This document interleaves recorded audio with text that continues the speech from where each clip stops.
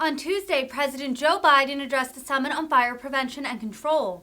Biden touted the bravery of firefighters, saying that, quote, "First God made man, then he made a few firefighters." Biden touched on the impacts that the COVID-19 pandemic has had on firefighters throughout the country. The president also recounted times firefighters saved both him and his family, including when they used the jaws of life to rescue his sons when they were children, and a separate occasion where firefighters rushed him to the hospital after he suffered a brain aneurysm. The president said, quote, "They saved my life. I owe you."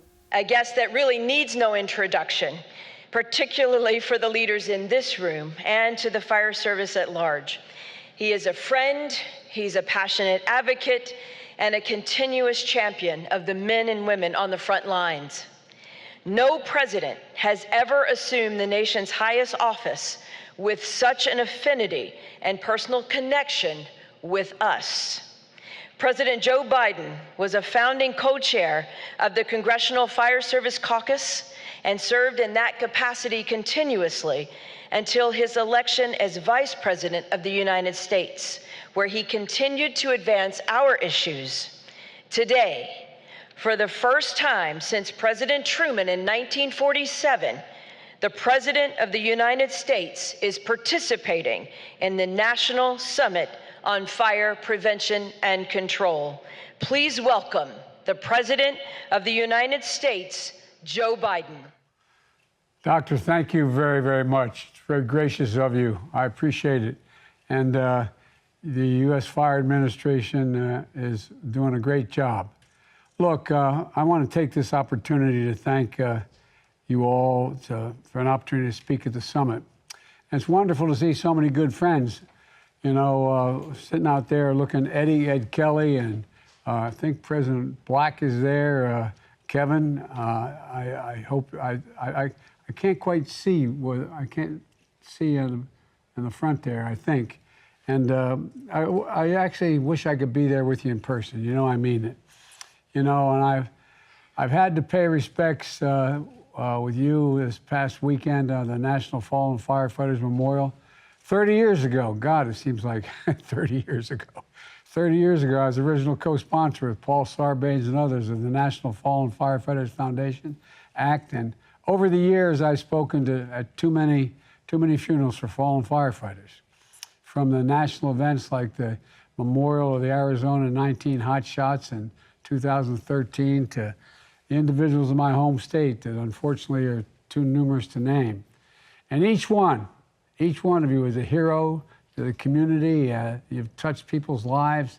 So I'd like to take a moment at the top here to honor the lives we've lost of those the past 2 years, including from COVID, 135 on-duty firefighters in 2021, another 77 to date in 2022.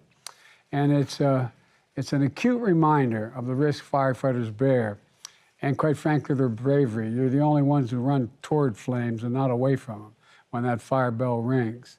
And you look, you know, many of you heard me say before, first God made man, then he made a few firefighters. God made man, then he made a few firefighters. I grew up in Claymont, Delaware, and I went to a little school called Holy Rosary Grade School across from the Claymont Fire Hall.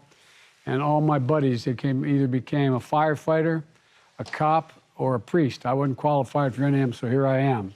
But, you know, it's truly amazing that an estimated 1,041,200 local and municipal firefighters, 65% of you are volunteers. And I'm proud to say in Delaware, my home state, it's 98.3% of all firefighters are volunteer firefighters. And by the way, I know you're all having trouble keeping, because of COVID and because of the schedules people have these days, attracting enough volunteers to man all the stations. You're the heart of the community. You know, people don't appreciate you until they need you, but then they do, and you're always there. Firefighters have saved my life and the life of my family. I want to just tell you for a moment, I know a lot of you know, if anyone's from Delaware there knows, you know, way back in 1972, before I got sworn in, my family, my wife was Christmas shopping with my 3 children, and a tractor trailer. They got in an accident, broadsided and killed my wife, killed my daughter, and my two boys, who were then almost 3 and almost 4, were on top of their dead sister and mother. And it took the jaws of life from my local fire department, volunteers, to get them out and get them to the hospital. And they saved their lives. In addition to that, what happened was I was doing Meet the Press, and lightning struck a little pond behind my house, came up through the ground into the air conditioning system, ended up generating thick black smoke, literally that of those proportions. And from the basement to the 3rd floor, the attic, everything was ruined. And the kitchen floor, we almost lost a couple firefighters, they tell me, because the kitchen floor was the burning between the beams in the house, in addition to almost collapsed into the basement. And then I got rushed to the hospital for turned out to be almost a 9-hour operation with a cranial aneurysm in the middle of a snowstorm by my fire company. They got me down, they saved my life. And so I owe you, and so many other Americans owe you as well, so many families. The only thing that saves lives of a firefighter are more firefighters. The only thing that saves lives of a firefighter are more firefighters. That's why, as a senator and when I was out of office and then back as president, we do everything we can to support and pay for firefighters, more firefighters. You know, and you're there for most people who've just lost everything. And by the way, again, to ad lib a second here, you're also, what people don't realize, you're the same folks who are there holding the boot in the corner to raise money for the people who just lost their home. Not a joke. That's what you do. That's what you do. You're the ones who line the Little League fields. You're the one, you're just, anyway, you're an incredible group of individuals. You know, in Delaware, we used to say back when I first started running as a kid, and say there's 3 parties in Delaware: Democrats, Republicans, and firefighters. And thank God I had the firefighters. I just got off with the president of the Delaware Volunteer Fire Company, who said, "Joe, do you remember I was in your first campaign in 1972? Anyway, you're on the front lines for emergencies and disasters all across this great nation. From the devastating wildfires in the West to the thousands of fires that local firefighters respond to every day, and response to Hurricane Ian in Southwest Florida." And by the way, I point out that I've flown over, just this last 18 months, flown over most of the major fires in the West. More timber, more housing has burnt to the ground than all of the land mass in the state of New Jersey. That's how much has been lost. And, you know, I went down to Florida to seek a response last week. Firefighters helped rescue thousands of survivors. And they answered the call, not just for fires, just answered the call. And in some cases, their own homes and firehouses were damaged, destroyed, or washed away. Because that's who you are. When tragedy strikes, you suit up. And when the impacts of climate change are becoming increasingly evident, we're calling on you more and more and more. Extreme heat and prolonged drought have turned wildfire season into wildfire years. And local firefighters are being called in more to respond to the fires in the wildland-urban interface, where we're moving out into the forest areas to develop, and it becomes local and federal. So I want you to know that my administration is doing everything we can to make sure you have the resources you need to do your job as safely and effectively and efficiently as possible. You know, we invested $350 billion in the American Rescue Plan to help states and cities keep first responders on the job, including firefighters, on the job during COVID-19. And between the American Rescue Plan and my 2023 budget request, we've increased federal firefighting grants by $320 million, which includes money to fund 1,200 more local firefighters in the field, hundreds more emergency response vehicles, and thousands of sets of turnout gear. A pioneer in research on issues including like cancer prevention. You know, it's close to my heart. Cancer is a leading killer of firefighters.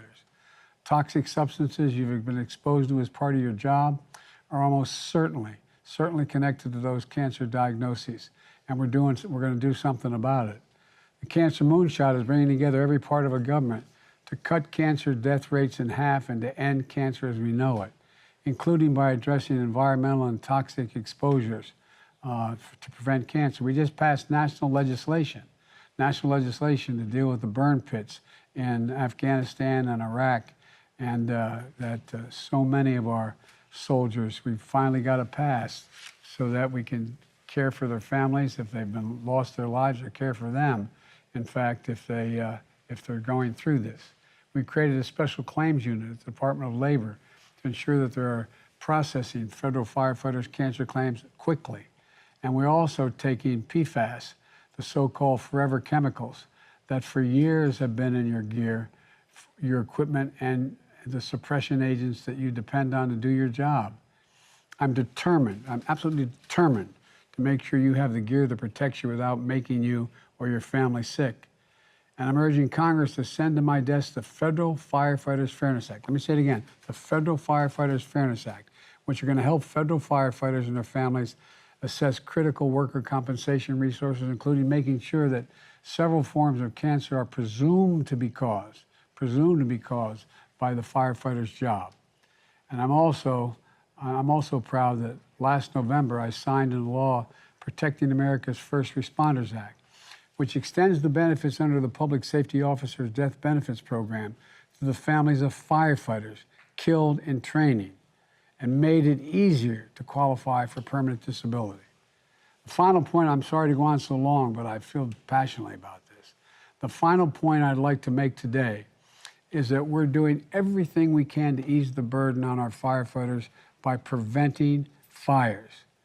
This is the 100th, hard to believe, it's the 100th anniversary of Fire Prevention Week. And the landmark legislation I've signed into law includes historic investments to reduce the risk of fire.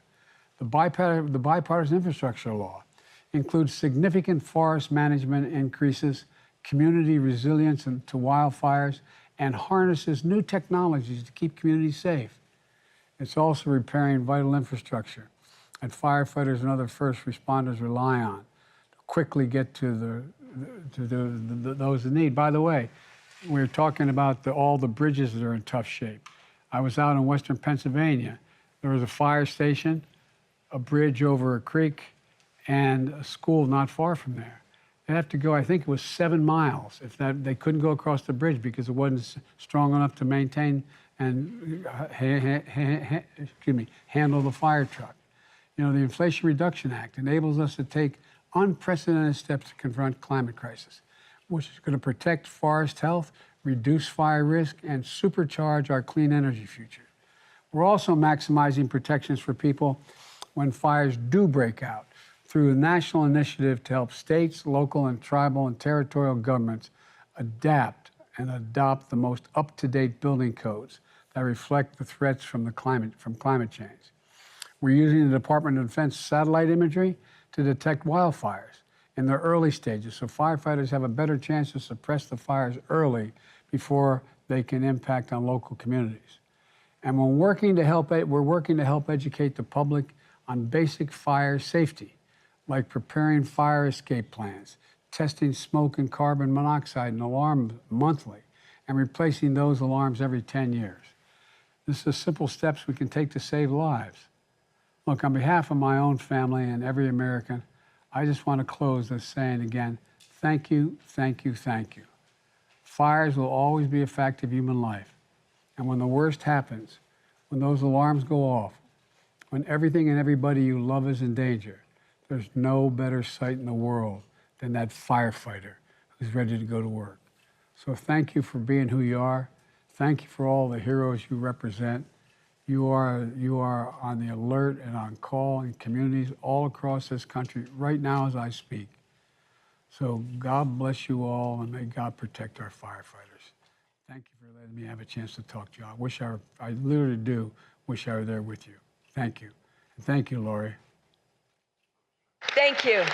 Thank you, Mr. President. Thank you.